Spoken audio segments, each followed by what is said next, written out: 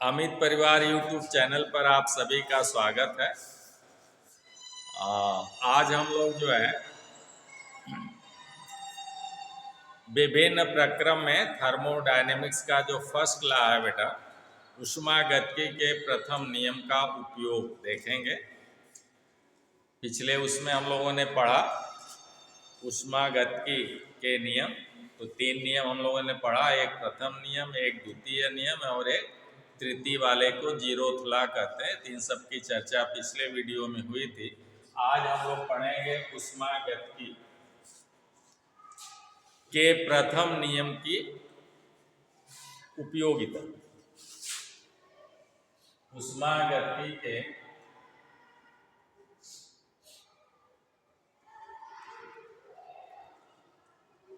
प्रथम नियम का उपयोग या प्रयोग बेटा। तो हमारा जो टॉपिक है इसमें हम लोगों का विभिन्न प्रक्रम होता है, विभिन्न प्रोसेस होता है। तो ऊष्मा के जो बेटा हमारे निकाय हैं, सिस्टम है, वो विभिन्न प्रकार के हैं। एक निकाय आपका ऊष्मा इंजन है, जैसे पेट्रोल इंजन है, डीजल इंजन है, अभी हम लोगों ने एक चर्चा किया था। तो वैसे ही जो है आपके ऊष्मागतिकी के विभिन्न निकाय हैं। तो वो पहला निकाय हम लोगों का कौन सा है? पहला निकाय है चक्रीय प्रक्रम, साइक्लिक प्रोसेस से हम लोग शुरू करते हैं। तो हम लोगों का पहला निकाय बेटा चक्रीय प्रक्रम कहेंगे या प्रोसेस कहेंगे, चक्रीय प्रक्रम जिसे कहेंगे साइक्लिक प्रोसेस, साइक्लिक प्रोसेस या चक्रीय प्रक्रम। चक्रीय प्रक्रम में होता क्या है कि जब कोई निकाय या कोई सिस्टम बेटा, जब कोई निकाय अथवा कोई सिस्टम विभिन्न स्थितियों से गुजरते हुए पुनः अपनी प्रारंभिक अवस्था में लौट आता है, तो उससे हम लोग कहते हैं चक्रीय प्रक्रम। जैसे हमारा फ्रिज में ही आप देखेंगे, फ्रिज के अंदर जो गैस भरी रहती है उसे हम लोग रेफ्रिजरेंट बोलते हैं। क्या बोलते हैं? रेफ्रिजरेंट। उसी को हमारा कंप्रेसर जो है कंप्रेस करके और उसे बेटा इवापोरेटर तक, जिसे आप लोग कहते हैं कि फ्रीजर है जिसमें आप बर्फ और कुल्फी रखते हैं, वो आपका पोर्शन इवापोरेटर होता है। तो उस इवापोरेटर में वो भेजता है बेटा उस गैस को, ठीक है ना। तो वो गैस जो है बेटा जब वहाँ जाती है तो वो लिक्विड फॉर्म में जाती है, ठीक है ना। और जैसे ही ऊष्मा लेती है, आपके आलू, प्याज, टमाटर, पानी, दही, दूध की ऊष्मा लेती है और ऊष्मा लेकर बेटा वो गैसीय फॉर्म में कन्वर्ट हो गया। ऊष्मा को एब्जॉर्ब किया, गैसीय फॉर्म में चला गया, ठीक है ना। फिर हम लोग क्या करेंगे, उसे कंडेंसर में ले जाएंगे, कंडेंस कर देंगे तो फिर वो लिक्विड फॉर्म में आ जाएगी। ठंडा होने पर फिर वो क्या हो जाएगा। तो यही प्रोसेस उसमें चलता रहता है। तो आप देखेंगे कि वो द्रव अवस्था से गई गैस और पुनः वापस द्रव अवस्था में आती। जैसे हमारे जो है बेटा कुकिंग गैस है, एलपीजी है, तो वो सिलेंडर में भरी रहती है तो द्रव रूप में रहती है, और जैसे सिलेंडर से बाहर हम लोगों की आती है, तैसे जैसे ही प्रेशर कम होता है तैसे वो क्या हो जाती है, गैसीय फॉर्म में। क्लियर है? तो वैसे ही बेटा हमारे रेफ्रिजरेटर में यही चक्र जो है, यही साइकिल, यही प्रोसेस जो है लगातार चलता रहता है। कंडेंसर उसे ठंडा करेगा, द्रव में बदलेगा, फिर वो चला जाएगा पाइप के माध्यम से कंप्रेसर में। कंप्रेसर में एक तरफ लो हेड होता है, एक तरफ हाई हेड होता है। लो हेड वाला जो है बेटा अंदर लेगा, सक्शन करेगा, और हाई वाला जो है उसे फिर से सर्कुलेट करा के फ्रिज के ऊपरी सिरे में पहुंचाएगा, ठीक है ना। यानी हम लोग जो कंप्रेसर लगाते हैं वो दाबांतर उत्पन्न करता है। एक तरफ सक्शन वही हाल टुल्लू में होता है, एक तरफ से जिधर सक करेगा उधर का प्रेशर डाउन, और जो टंकी में पहुंचाएगा उधर का प्रेशर हाई हेड होगा। तो इस तरह से कंप्रेसर भी काम करता है। तो उस लिक्विड को लेगा, सक करेगा, अंदर लेगा और फिर उसे दूसरे सिरे से, दूसरे गेट से जो है उसे भेजेगा हाई प्रेशर पर। और जब वो आएगा बेटा तो फिर जो है वो द्रव जो है आलू प्याज टमाटर का उष्मा खींचेगा, एब्जॉर्ब करेगा, फिर गैस में बदलेगा, फिर कंडेंसर में जाएगा। तो कहने का माने मतलब कि वो द्रव से चला तो द्रव अवस्था में पुनः वापस विभिन्न अवस्थाओं से गुजरता हुआ। चक्रीय प्रक्रम क्या कहता है कि जब कोई निकाय विभिन्न अवस्थाओं से गुजरता हुआ पुनः अपनी प्रारंभिक अवस्था में लौट आए तो इस प्रक्रम को या ऐसे प्रोसेस को चक्रीय प्रक्रम कहते हैं। ठीक है, तो चक्रीय प्रक्रम में बेटा क्या हुआ, जब वो विभिन्न अवस्थाओं से वापस चलते हुए वापस अपनी प्रारंभिक अवस्था में लौट आया, यानी न तो उसके आंतरिक ऊर्जा में कोई वृद्धि हुई और ना ही कोई कमी हुई, जैसे पहले था वैसे अब भी। तो यानी हो गया डेल्टा U बराबर 0। आंतरिक जो हम लोग पढ़े हैं बेटा अभी, Q बराबर डेल्टा U प्लस W पढ़े ना। तो यही आंतरिक ऊर्जा में वृद्धि शून्य हो गया। अब ऊष्मागतिकी के प्रथम नियम में इसे रखने पर तो रखेंगे Q बराबर डेल्टा U प्लस W और डेल्टा U का मान शून्य है तो Q बराबर हो गया शून्य प्लस W, यानी Q बराबर W।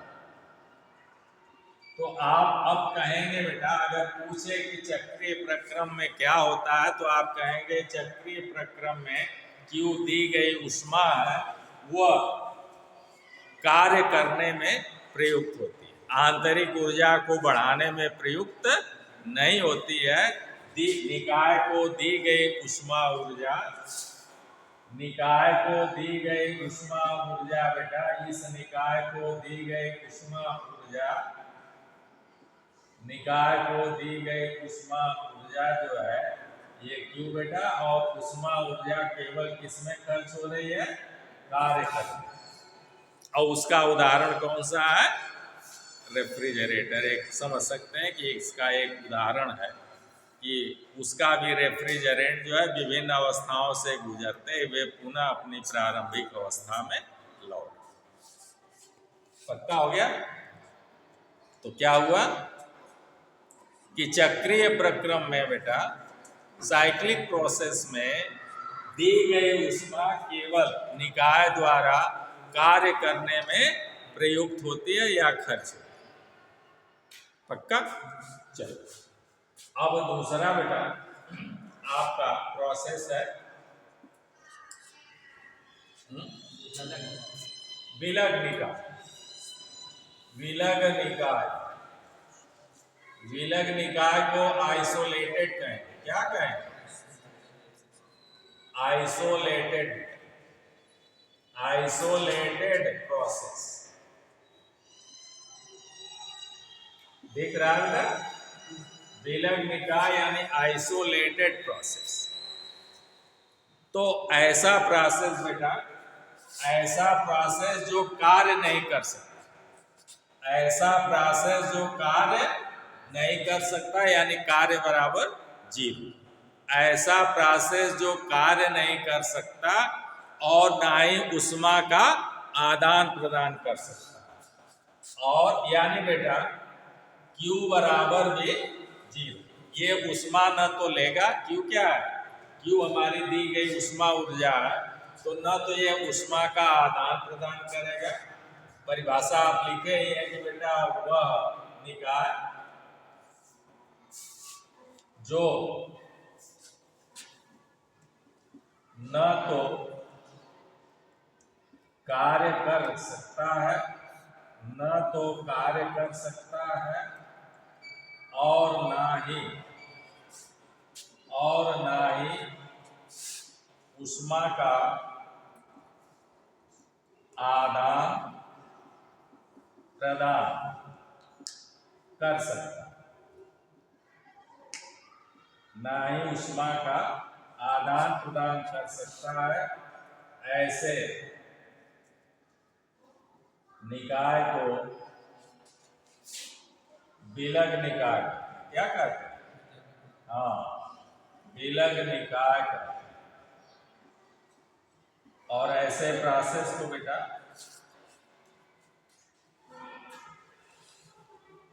विलग प्रक्रम कहें। तो ये परिभाषा है बेटा। इस परिभाषा के अनुसार जो है कार्य नहीं कर सकता तो W बराबर 0, ये वाला प्रक्रम। और Q बराबर भी 0, चूंकि उष्मा का आदान प्रदान नहीं कर सकता, न उष्मा लेगा न देगा। तब जो है अब ये मान उष्मागतिकी के प्रथम नियम में, उष्मागतिकी के प्रथम नियम में रखेंगे बेटा। उष्मागतिकी का प्रथम नियम कहता है Q बराबर डेल्टा U प्लस W। तो ये कार्य भी नहीं करेगा तो Q बराबर क्या हो गया? 0 प्लस 0। देखिए ना, एक तरह से यही सब हो जाएगा। या इधर से रख दीजिए, ऐसे रख दीजिए। Q का मान कितना? 0 बराबर इसका मान कितना? 0। W का मान 0 रख दिया, इसे डेल्टा U रख दिया। अब तो डेल्टा U बराबर भी क्या हो गया था? डेल्टा U बराबर 0। यही तो हुआ ना, डेल्टा U बराबर क्या हो? 0 हो गया।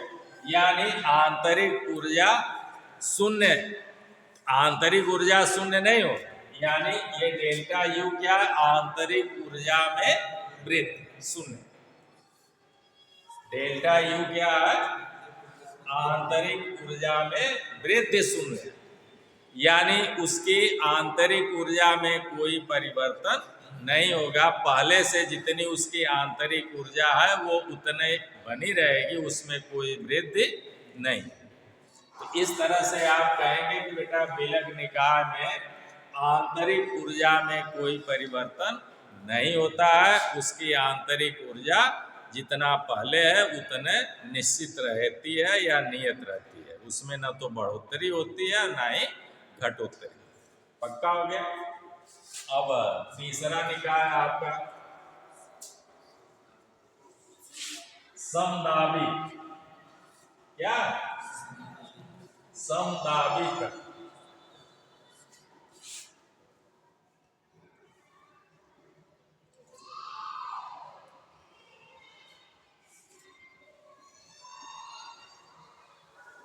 समदाबी प्रक्रम को बेटा आइसोबारिक कहते हैं।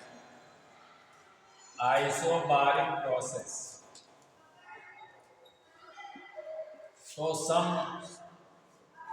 नाम से ही स्पष्ट हो रहा है कि दाब स्थिर है। जब अवस्था परिवर्तन होता है बेटा, अवस्था परिवर्तन के समय, एक तो आप जानते हैं अवस्था परिवर्तन के समय, अवस्था परिवर्तन के समय, अवस्था परिवर्तन के समय दाब व ताप स्थिर हो जाता है। दाब व ताप क्या हो जाता है? स्थिर हो जाता है।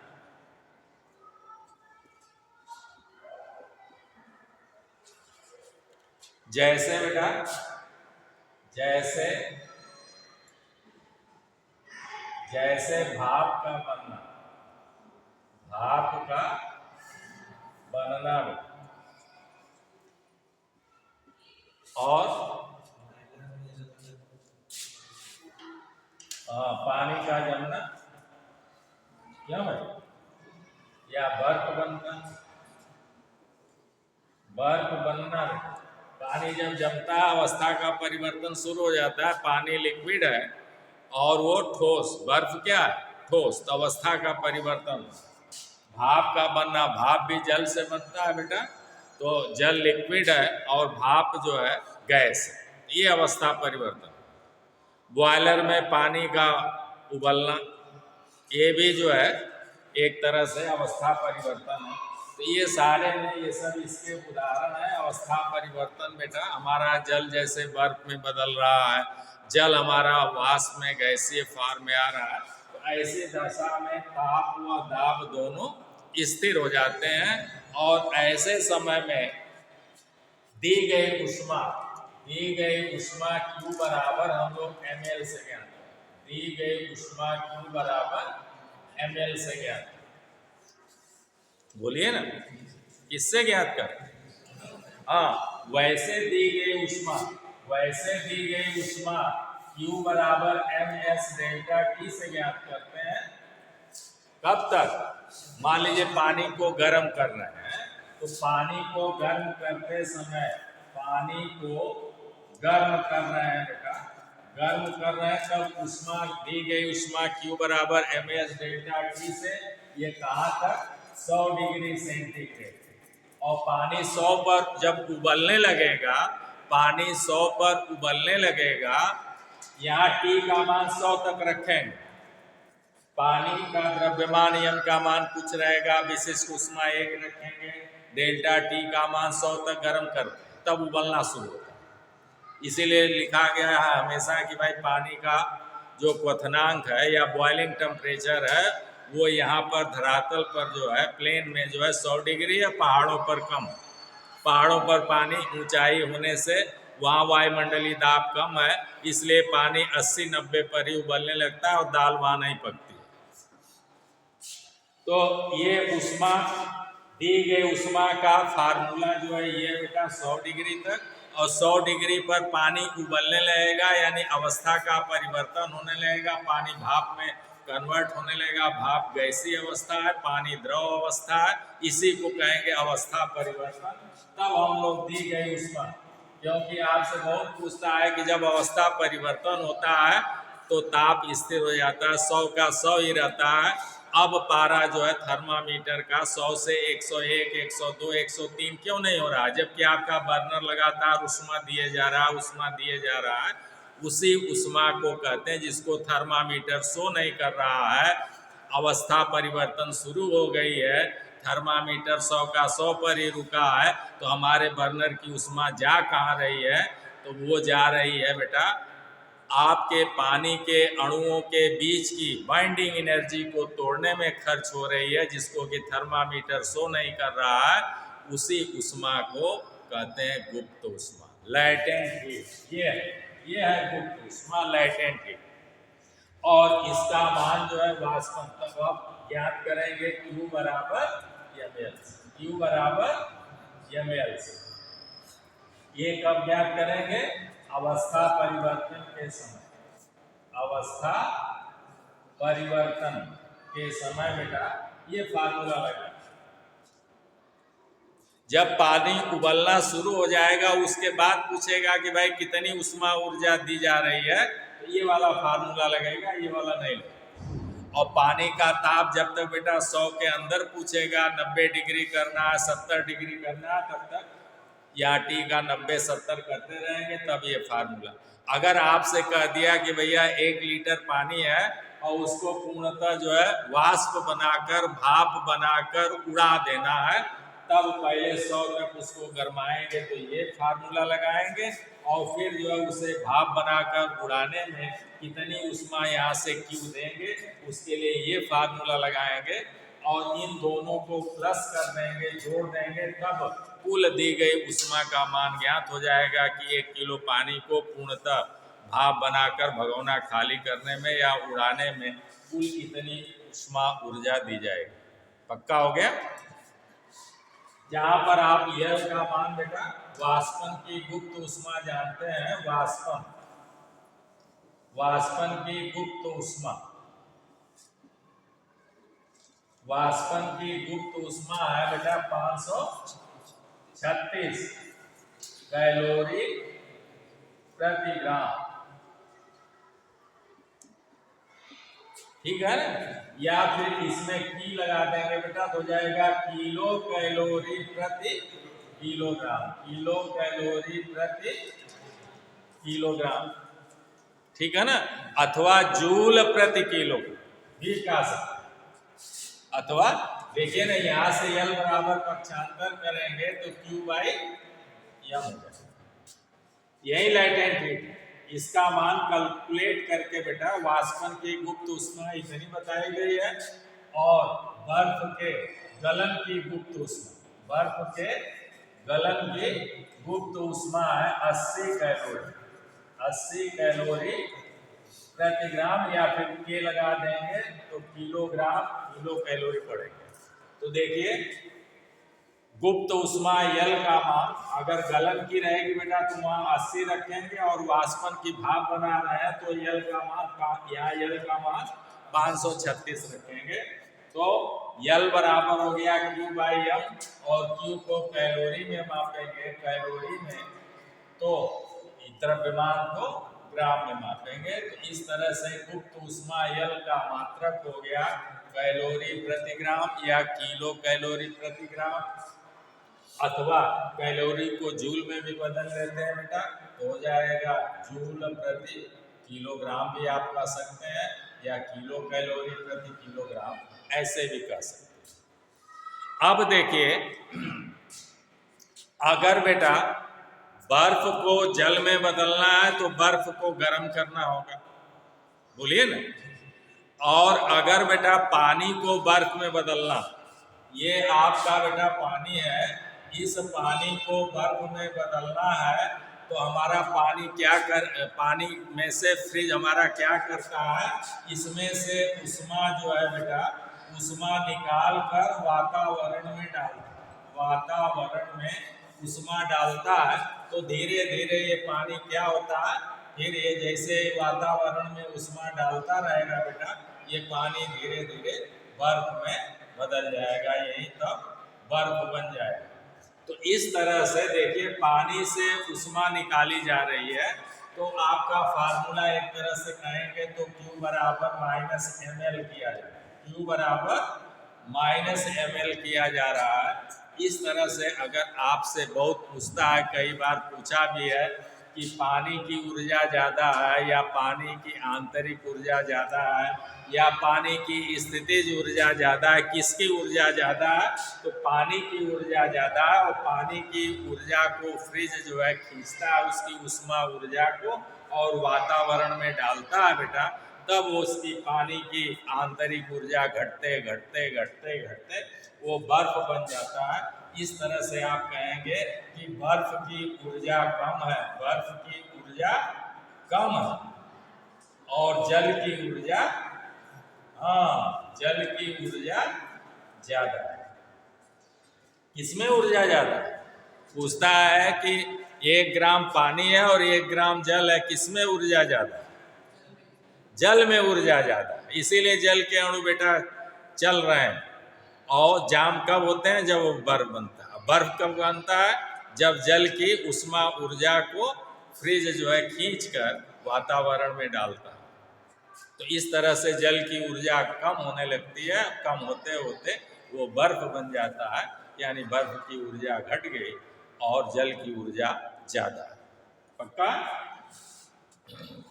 तो ये हुआ बेटा समदाबी का।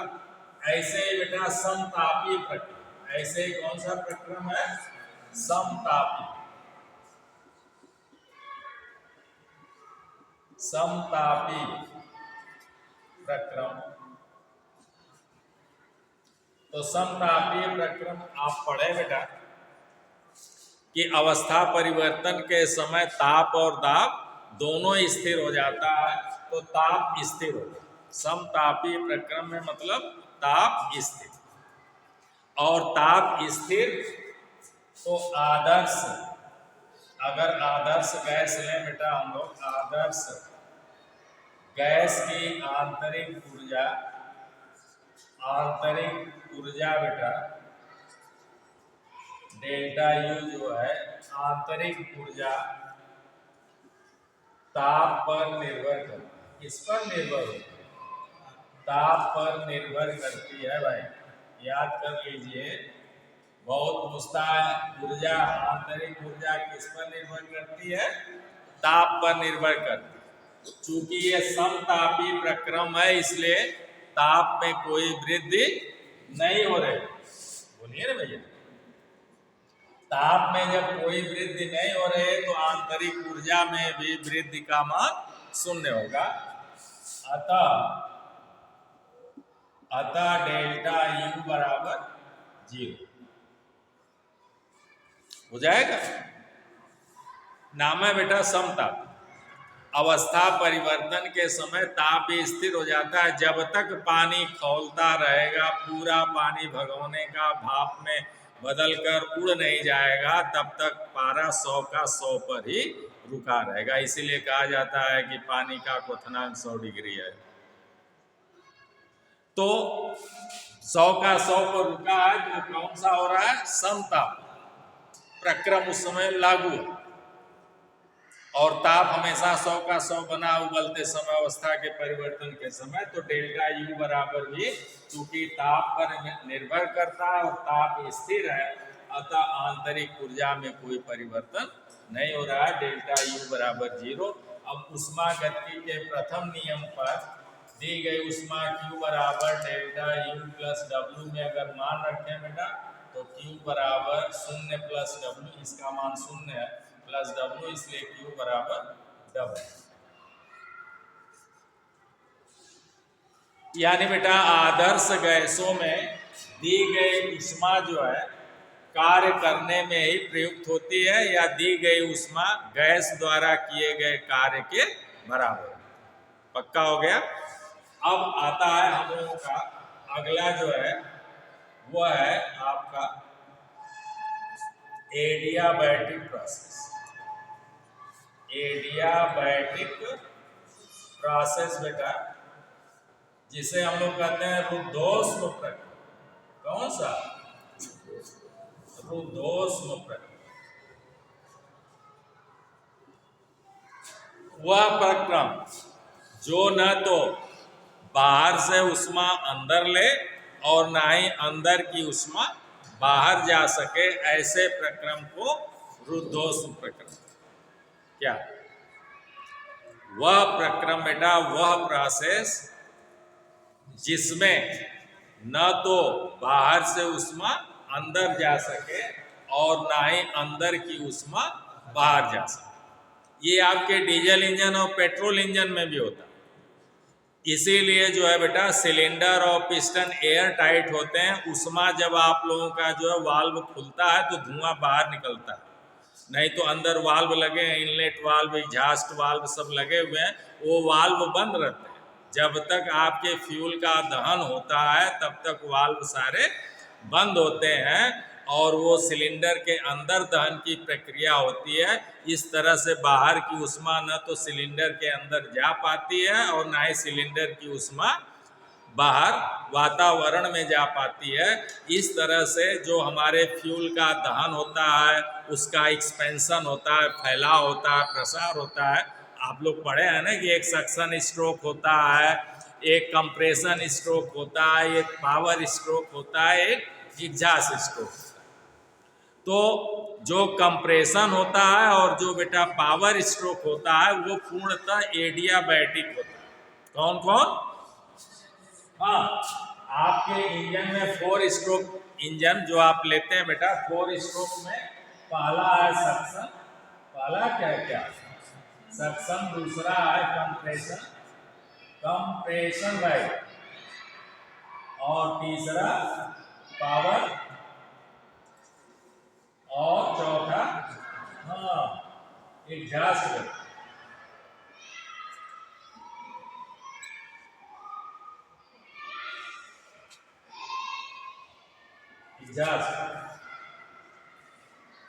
तो बेटा ये जो दोनों होते हैं कंप्रेशन और पावर, ये दोनों जो है वो एडियाबैटिक प्रोसेस। इन दोनों प्रक्रम के दौरान, कंप्रेशन के भी दौरान और पावर के भी दौरान, न तो ऊष्मा अंदर की बाहर जाती है और ना ही बाहर की ऊष्मा अंदर आती है।